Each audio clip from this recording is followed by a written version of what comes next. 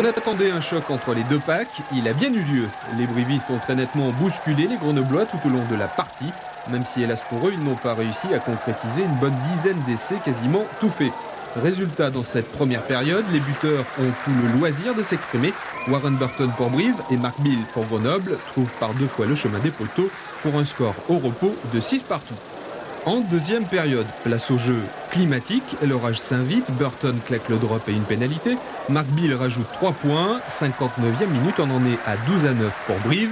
Quand l'éclairage du stadium cède sous la pression des éclairs, l'attente commence.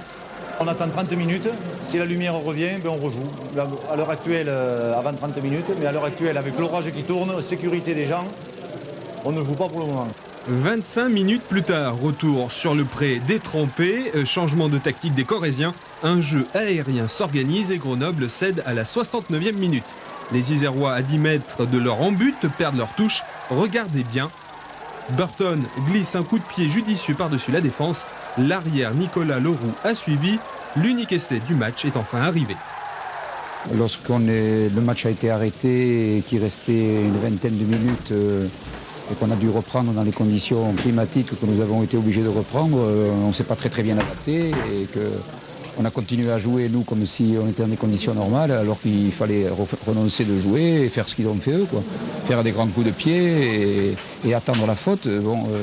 C'est ce qu'ils ont bien fait eux, nous on ne l'a pas bien fait et ils ont marqué un essai qui fait basculer la rencontre. Score final 22-12, le CA Brive-Corrèze pour sa troisième journée a donc rempli son contrat. Au classement général, Brive se glisse à la deuxième place. Prochain objectif, un derby, un déplacement ce samedi à Aurillac.